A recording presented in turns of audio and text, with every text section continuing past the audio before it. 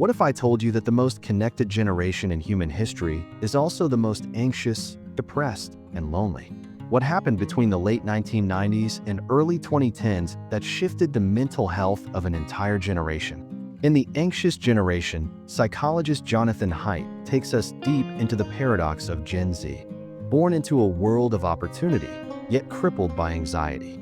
From the rise of social media to overprotective parenting, Haidt unravels the perfect storm that's reshaping youth mental health. So, let's unpack this compelling, sometimes uncomfortable, but deeply important book. And more importantly, let's talk about what we can do to help. 1. The digital deluge: how smartphones and social media hijacked mental health. Imagine being 13 again, but this time, your life is on display. Every moment, every outfit, every word judged by hundreds of peers instantly. That's not a teenage nightmare. That's Gen Z's reality.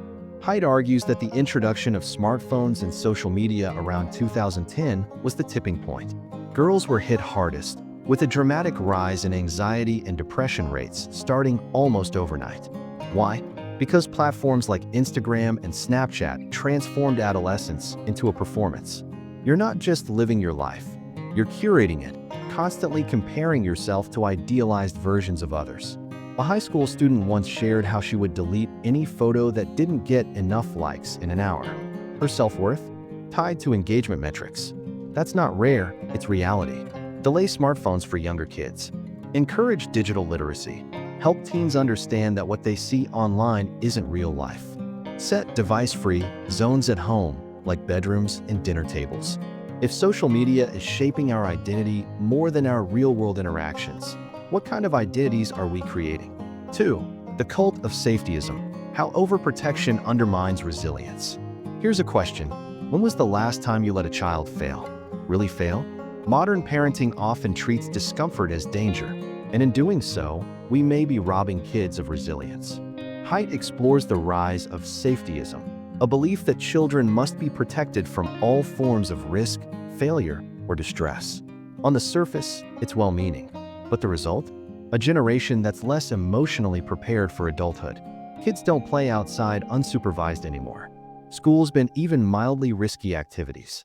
Parents hover, guide, and step in at the first sign of struggle. But growth only happens when we face challenge. Think of emotional resilience like a muscle. No stress, no strength. Without the opportunity to solve their own problems, kids don't develop the emotional muscles they need. Encourage age-appropriate independence. Let kids walk to school or manage their own schedule. Normalize failure and teach reflection rather than rescue. Shift from protection to preparation. Are we raising children for a world that no longer exists, or preparing them to face the world as it is? 3. Academic pressure and the myth of perfection. Straight A's, top college, perfect resume. Sound familiar? For many Gen Z students, that's the bare minimum. Academic stress has reached toxic levels. Students aren't just trying to learn. They're trying to survive a pressure cooker of standardized tests, college apps, and extracurricular overload. Social comparison only worsens the anxiety. When your peers constantly post about achievements, you start to feel like you're always falling behind, even when you're excelling. One teen in Haidt's research described waking up in the middle of the night to check her GPA, not because of passion, but because failure wasn't an option. Her identity hinged on perfection. Redefine success. It's about progress and passion, not perfection. Balance academics with creativity, sports, and social time. Encourage rest, not just as a break from productivity, but as a necessity for it. What's one pressure you felt in school that, looking back, didn't define your life? Drop it in the comments below. Now that we understand the roots of anxiety in Gen Z, what can we do? Let's explore real-world solutions already making a difference. Some schools are ditching rigid curriculums in favor of social-emotional learning. They're teaching kids to fail, reflect, and bounce back.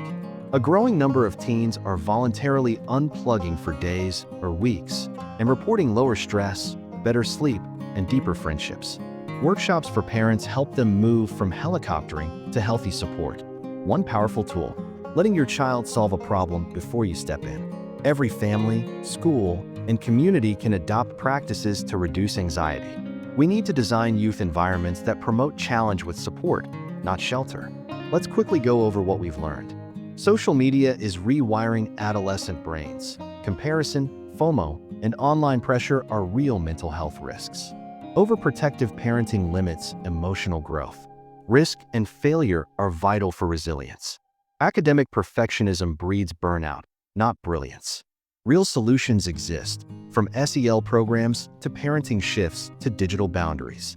What if the best way to protect our kids is to prepare them for discomfort, challenge, and uncertainty? The anxious generation doesn't just describe a problem, it offers a path forward.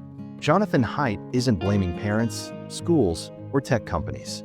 He's calling on all of us to reimagine what it means to raise emotionally healthy, resilient young people. We can't turn back time, but we can shift course. If this breakdown resonated with you, give the video a thumbs up and hit that subscribe button for more deep dives into powerful books. Share in the comments. What's one small change you believe could help reduce anxiety in today's youth? Let's continue this conversation because the future depends on it. Thanks for watching, and until next time, stay curious and stay kind.